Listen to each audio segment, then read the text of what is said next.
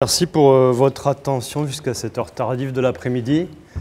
J'ai un challenge, je vais comprimer au maximum et essayer de conserver votre attention. Alors, une des initiatives que j'ai pris hier en voyant que j'étais dernier, c'était de proposer quelque chose d'un peu différent, un peu plus ludique. Et Laurent, qui est mon collaborateur, va faire passer quelques échantillons pendant la présentation. Vous allez pouvoir toucher ce qui apparaît un petit peu sur les différentes diapos et comprendre le caractère concret un petit peu de la démarche qu'on est en train de mener avec notre équipe. La présentation elle tournera autour de la thématique de la valorisation des matériaux alternatifs sur notre territoire. Alors pourquoi est-ce que je suis légitime pour parler de ces sujets-là? Ça fait une vingtaine d'années que je bosse sur le territoire. Je suis un pur produit des gros majors du BTP. J'ai passé plusieurs années à bosser pour Vinci et une autre partie de ma carrière à travailler pour Colas. Ce qui m'a amené à La Réunion, c'est la route des Tamarins. J'étais en charge du suivi d'exécution des travaux. Donc j'ai une fibre labo, qualité, suivi d'exécution. Et j'ai poursuivi mes activités pendant 7 années sur la route du littoral, avec quelques infidélités sur des territoires comme le Canada ou l'Australie ou l'Afrique du Sud.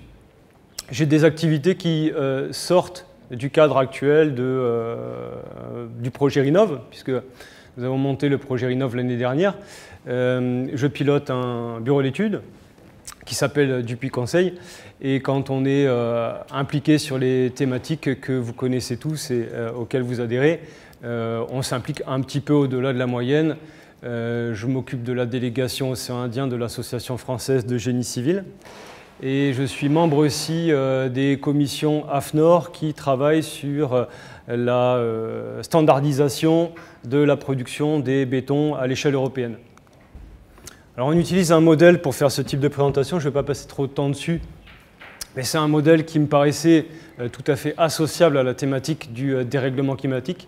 Le fait d'intégrer, de comprendre la réalité de ces phénomènes-là, sous cette forme-là, je trouvais que ça avait du sens. Donc c'est quelque chose qu'on avait utilisé avec Laurent il y a 3 ans à l'École normale à Saclay. Ça avait fait son petit effet, c'est quelque chose que j'aime bien rappeler. Il y a certaines personnes qui sont aujourd'hui dans une phase un petit peu descendante, il y a certaines personnes ou des pays ou des gouvernements qui sont un petit peu dans une forme de déni. Nous, on fait partie plus, je pense, de ceux qui avons compris beaucoup de choses et qui essayons de prendre des initiatives. Et ces initiatives-là, elles se font à l'échelle européenne, à l'échelle nationale, à l'échelle locale. Et on est toujours absolument ravis de participer à des événements comme ça parce qu'on voit qu'il y a quelque chose qui se passe et on voit que le discours, il perce. Je fais une petite dédicace pour Marie qui fait une fresque du climat. Je ne sais pas où est-ce qu'elle est, mais ce genre d'initiative-là est super. Donc bravo pour l'initiative. Je vous invite à tous à participer à ce genre d'exercice, souvent réalisé en mode corpo, mais on apprend beaucoup et de façon très ludique. Dérèglement climatique, ce qui s'est passé ces 6 derniers mois, et ce matin, un de nos collaborateurs le soulignait, on était en train d'atteindre en janvier 2025 des records de sécheresse, et puis en mars 2025, Garance, avec des records de pluviométrie. Il s'agit donc clairement de dérèglement, et quand on parle de dérèglement, il faut intégrer que tous les phénomènes, qu'ils soient par le haut ou par le bas, ils deviennent extrêmes. Ça, c'est une dédicace à Bruno Maillet-Lamour qui aime beaucoup cette représentation. Une façon de l'interpréter, c'est relativement simple, c'est de considérer que dans peu de temps, on aura au moins 50 jours où la température dépasse durablement 31 degrés, ce qui est assez préoccupant. Alors j'ai décidé de parler de cas concrets pour justement permettre... Tu peux faire tourner si tu veux bien. Les cas concrets, c'est quoi? J'ai pris 4 cas concrets locaux qui doivent vous parler, qui peuvent vous parler en tout cas. Le premier d'entre eux, c'est une activité que nous avons rachetée l'année dernière et qui avait pour principal intérêt et principale vertu de se pencher sur une filière qui était assez négligée parce qu'elle était réservée quasi exclusivement à l'enfouissement ou tout au mieux à la réalisation de graves routières. Donc nous, on a jeté notre dévolu sur la céramique Et la céramique, aujourd'hui, on pense qu'elle a des propriétés qui invitent à la valoriser sous la forme que vous pouvez voir là. On a donc des installations de concassage, de criblage, qui nous permettent de réaliser des granulats, des sables, qui nous permettent aussi de valoriser des bouts qui viennent de notre atelier de découpe. Ces céramiques, aujourd'hui, elles sont collectées par un système de mise à disposition de bacs chez les grandes surfaces de bricolage, chez les gros vendeurs de carrelage.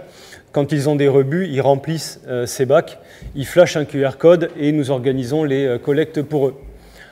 Quand on a concassé ces céramiques-là, qu'on a obtenu des granulats, des sables, on peut les conditionner en sac, on peut les revendre en big bag ou en vrac, et on se donne la possibilité chez nous de travailler sur la réalisation des produits qu'on fait tourner là, qui sont associables à une appellation un peu commune qui s'appelle le terrazzo, le granito. On va repiéger nos granulats qui ont des propriétés esthétiques dans des solutions de plan de travail, de margelles, de pas japonais. Là, vous avez quelques vues de la façon dont on peut les valoriser. Un petit exemple en bas à gauche, ça c'est les bureaux qu'on a installés chez nous, avec des châssis en acier de construction, parce que ce sont des aciers de construction qui sont rebutés. Quand ils subissent la corrosion, ces aciers ne sont plus utilisables en génie civil. Donc là, on a la possibilité chez nous de mettre vraiment en avant des solutions locales et concrètes pour la valorisation de matériaux alternatifs. C'est notre motto. Un cas concret très différent, là qui appelle plutôt notre expérience acquise sur des projets de travaux maritimes, comme notamment la nouvelle route du littoral. Nous essayons de travailler sur la sobriété, l'optimisation. Et on le fait par quels moyens? On a travaillé ces derniers mois sur le chantier d'aménagement des bassins de baignade de Grand'Anse. Et on l'a fait par des moyens un petit peu singuliers. Donc là, vous voyez avec une vue drone une digue maritime qui a été fortement endommagée par des épisodes cycloniques successifs. C'est pour ça que ces bassins de baignade sont officiellement interdits à l'utilisation. Il y a un projet aujourd'hui qui fait l'objet de débats, mais c'est un projet qui consiste à réhabiliter ces bassins-là. On nous a demandé à nous de voir dans quelle mesure on était capable de revaloriser ce qui était en place. Et en le faisant de cette façon-là, ça permettait aussi de régler une problématique en rapport avec la préservation des récifs coralliens, puisque ces blocs d'enrochement sont réutilisables, mais ils sont colonisés. Et la loi sur l'environnement nous oblige à être extrêmement attentifs sur notre capacité à les protéger. Donc en combinant deux technos différentes, à savoir la photogrammétrie et la pesée embarquée, nous sommes capables de proposer un programme de valorisation de ces matériaux-là en place, sans les sortir de l'eau, tout en limitant l'apport de matériaux exogènes qui viennent de carrière. Et vous avez bien noté plus tôt cet après-midi que les matériaux en carrière sont des matériaux qui se raréfient et qui, pour arriver sur l'ouvrage, nécessitent un transport par la route. Le cas concret numéro 3, c'est relativement intéressant puisque c'est nos voisins de STS, CVD à la ZAC Roland Waro à Pierrefonds. Alors j'apprécie beaucoup échanger avec nos amis de STS parce qu'on a un ADN qui est assez commun. Le travail sur la valorisation de coproduits, de déchets, c'est quelque chose qui leur tient à cœur à eux aussi. Et ils ont jeté leur dévolu sur la thématique du plâtre et celle du verre. Ça représente des volumes qui sont considérables. Et l'enjeu, c'est de trouver des façons de les valoriser en circuit court. Et nous, on se concentre sur les usages de ces matériaux transformés dans le cadre de nos infrastructures routières ou dans le cadre de la réalisation de béton. Donc un travail a été réalisé l'année dernière avec eux pour essayer de faire un point d'étape et d'identifier les meilleures façons qu'on pourrait identifier pour trouver des solutions à leurs problématiques. La collecte se passe très bien, le financement de la collecte se passe de mieux en mieux, et derrière, trouver des débouchés concrets sur des marchés privés-publics, c'est quelque chose qui représente un obstacle qui est difficile à franchir. Donc la partie un petit peu analyse, elle se traduit par un audit initial qui nous permet de faire une cartographie des risques et des priorités. Une étude de marché nous permet de mieux comprendre sous quelle forme est-ce qu'on a la possibilité de trouver des filières de recommercialisation de ces matériaux transformés. Le rappel du cadre réglementaire aujourd'hui, c'est quelque chose qui est parfois un petit peu négligé dans le cadre de projets d'innovation, c'est que l'assurabilité et la normalisation sont des aspects qui sont incontournables dans nos métiers. Et quand on n'intègre pas l'assureur ou le cadre réglementaire, on risque d'avoir une bonne idée, mais qui ne permettra jamais l'éclosion d'un modèle économique viable. La compréhension des mécanismes, là je prends pour exemple un cas tout particulier qui concerne le verre, c'est qu'on va pouvoir microniser le verre, et ce verre-là, grâce à sa forte concentration en silice, va avoir des propriétés très intéressantes qui peuvent s'exprimer dans le cadre d'une addition dans les ciments. Mais si on n'a pas réussi à obtenir le degré de micronisation qui est exigé, on risque de générer une maladie. Et donc cette maladie-là, qui s'appelle la réaction alcali-siliceuse, elle va créer l'inverse de ce qu'on cherche à obtenir. Donc on a, dans ce cadre-là, tout intérêt à être extrêmement attentif à l'objectif et faire avec beaucoup de rigueur, mener tous ces programmes d'essai pour éviter des problématiques qui émergent relativement tardivement. Donc il faut éviter le bad buzz parce que c'est des projets qui sont ambitieux, c'est des projets qui sont vertueux et il faut absolument que ça perce pour que ça devienne des produits qui sont utilisés au quotidien chez nous. Là, vous avez des exemples d'applications de ce qu'on est capable de faire aujourd'hui avec du verre transformé. L'ouvrage d'art que vous voyez en bas à gauche, c'est un pont qui est dans la banlieue de Montréal parce que dans ce pays-là, le verre est très massivement utilisé, réincorporé, et ça ne pose absolument aucun problème de lui trouver une seconde vie. J'ai un dernier cas concret à partager avec vous. Alors, le dernier cas concret, ça représente pour nous le plus grand volume d'activité pour notre bureau d'études.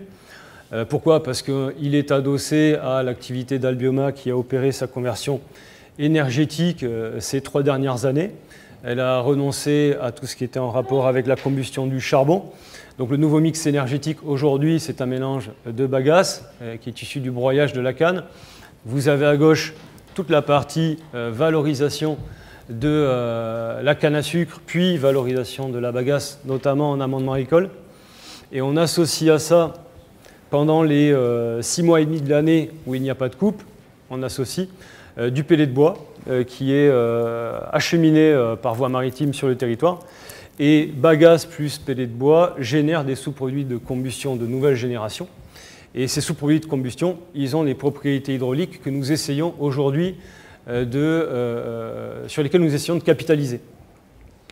Donc les usages qu'on voit ici, ils sont réservés à 2 sous-produits différents, une scorie et une cendre.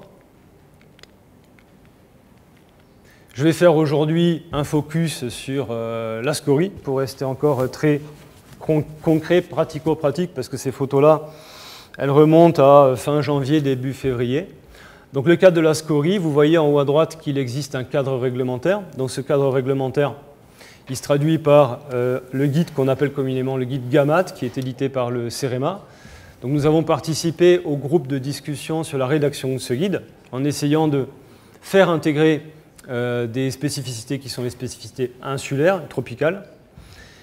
On voit dans ce guide-là qu'il est proposé des usages pour nos sous-produits de combustion. Et là, vous voyez une belle infographie qui permet de comprendre où est-ce qu'on peut valoriser ces scories-là.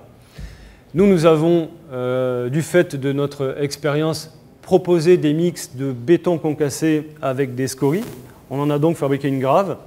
Et cette grave, qui a été mise au point en laboratoire, a fait l'objet d'essais à la fois géotechniques, mais aussi des essais environnementaux, qui sont beaucoup plus exigeants, et des essais sanitaires. Donc ce dossier technique ayant été achevé à la fin de l'année 2024, nous avons pu passer à une mise à l'échelle. Donc nous avons mis en place un démonstrateur avec notre partenaire Valorun dans le nord-ouest, sachant que sur le sud-ouest, on est plutôt en train de bosser avec TerraAlta. Donc on a participé à la formulation de ces graves de nouvelle génération 100% issus de valorisation de matériaux alternatifs. Nous les avons mis en œuvre et nous avons mesuré des performances sur cette nouvelle plateforme. Cette plateforme-là est sur l'alignement avec les bascules, donc on a un très haut niveau de trafic des poids lourds sur cette planche d'essai. Et donc là, vous voyez un bar chart sur lequel on voit l'évolution de la portance en fonction du temps. Et cette évolution de la portance vient confirmer un phénomène que nous cherchons à mesurer, c'est-à-dire qu'il y a un effet pouzzolanique dans la réaction qui est en jeu. Et entre les essais immédiatement après la mise en œuvre et le compactage, l'effet combiné de l'évaporation de l'eau et de cette prise hydraulique nous a permis de passer de 50 MPa à 160 MPa. Donc c'est très encourageant dans notre démarche de commercialisation. La dernière étape aujourd'hui qui est à l'œuvre, c'est la mise en place des contrats de fourniture pour que ces solutions deviennent des solutions courantes pour notre activité de la construction. Voilà.